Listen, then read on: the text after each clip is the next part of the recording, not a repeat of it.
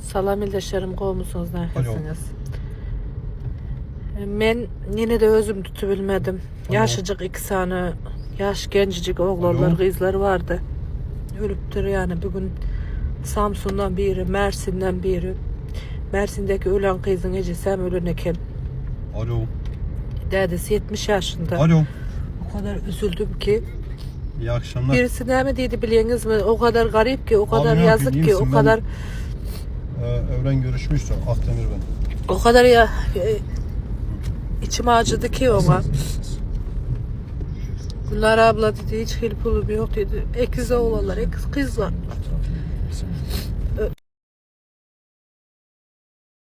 Yani kulağımda yankılanıyor.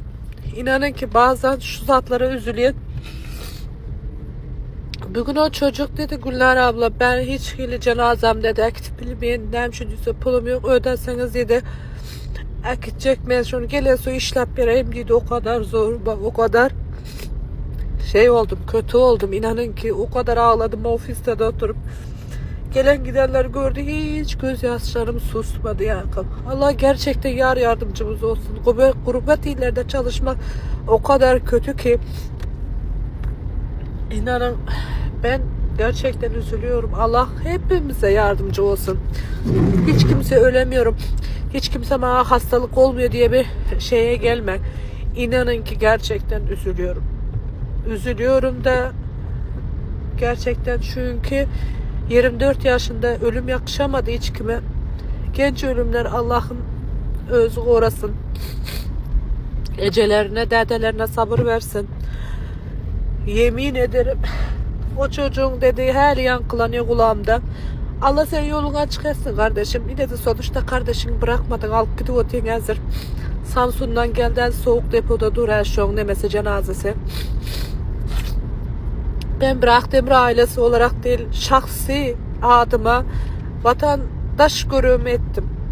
Elimden gelen kömek ettim. Yani gerçekten elimden gelse o geliyor. Keşke onlara, yani gerçekten herkesin doğan kardeşi var.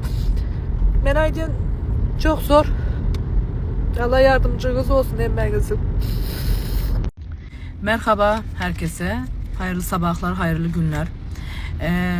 Gerçekten çocuğu olan anne ve babalarımız ve yaşlı anne, teyze ya da dedelerimiz, dayılarımız.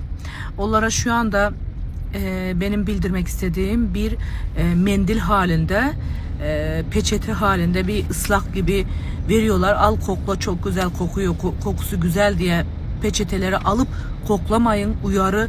Çünkü onu kokladığın zaman zombi gibi, biliyorsunuz Amerika olsun, başka ülkeler olsun, bir sürü ülkelerde böyle uyuşturucu kullanan çocukları ya da yetişkinleri gördüğümüzde dışarılarda zombi gibi kalıyorlar. Onun için sizden rica ediyorum, çocuğumuza, çoluğumuza ve yaşlı nene teyzelerimize, dayılarımıza, onlara da dikkat edelim. Bazen neneler peçete alıyor, yanında taşıyor. Onları bile zıvanadan çıkarıyorsunuz yani. Onun için çocuğu okula giden ve lise çağında olan kişiler gerçekten bu konunu dikkat etsinler. Salam ildeşlerim, nərsiniz, qovmusunuz? Qatı ve dikkatli olun. Hazırki yağdayda biliyiniz bazı yurtlarda bu çağlarımızı zehirliyorlar. Yiyen içen zatlardan değil, çilimden değil, yönü bir maddenin görünüşü var. Salfetkayı eziyeler, suyu alıp şu salfetkanı sana veriyorlar. Senem onu iskiyen vay govaken deyip. Edil o kinolardaki zombiye menzakalemiş çağalar. Ola hazır Türkiye devletine geldirin. Türkiye devletine gelen bolsa, yayılan bolsa artık her yere de yayılar.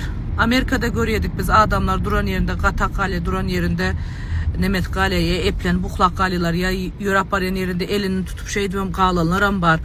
O alacan dünya üzerinde bütün insanlara Allah'ın öz penasında korasın. Hem çağalarınıza, okuyan çağalara, okuyan kız çağalarımıza katı dikkatli olun, dikkatli olun, dikkatli olun. Her kimden zat alıp imen, her kimden zat alıp peçete alıp böyle izhap yüzünüz zadını silmen doğru alışkanlık hale getiriyor. Onun için çağalarınıza ve özlerinize karmamalara dikkat edin. Salam eldeşlerim, olmuşsunuz nəhəsiniz. Dün internet platformasında bazı zatlar görüyen, hemen kıyınan şonu. Ulokon ayarlar, ulokon erkekler internete çıkanınızda ne gençleri örnek şunalı oluptur, onalı oluptur, yörek ediptir.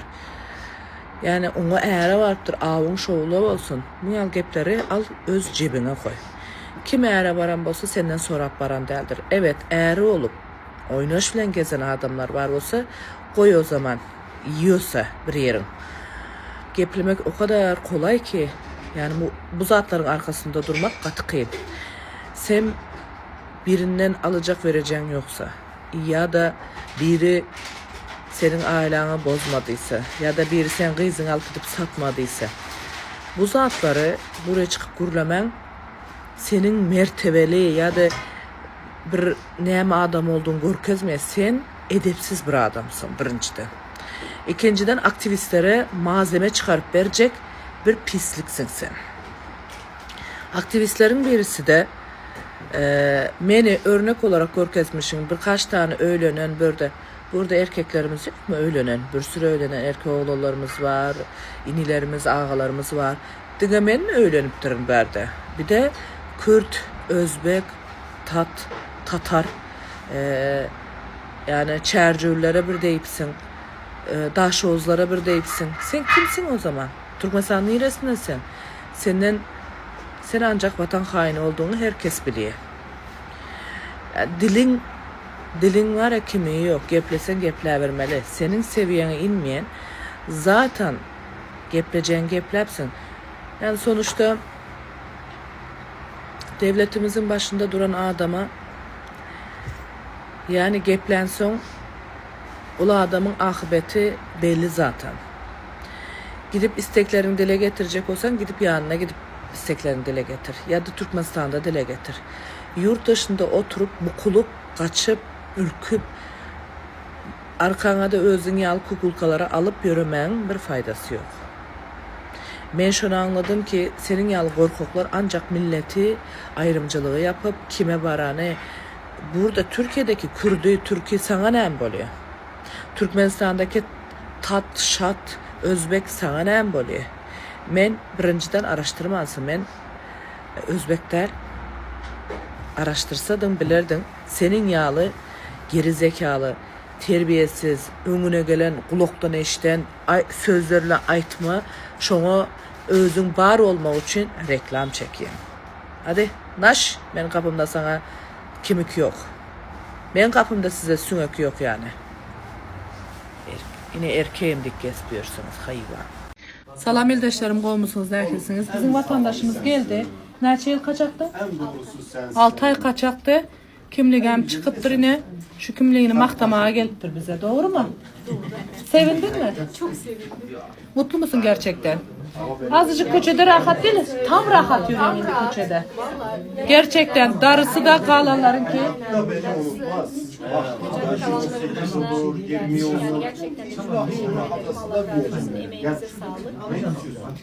Geldiğin için de çok teşekkür ederim. Biz Akdemir firması olarak sana hizmet etmekten onur ve gurur duyduk. Kimliğin hayırlı uğurlu olsun. Bir an önce adres kayıtlarına hem mezatlarına yaptır. Hazır gelmişken E-Devleti'nden adres kayıt randevuna alıp git. Tamam. Sağ olun, var olun. Akdemir firması her zaman yanınızda.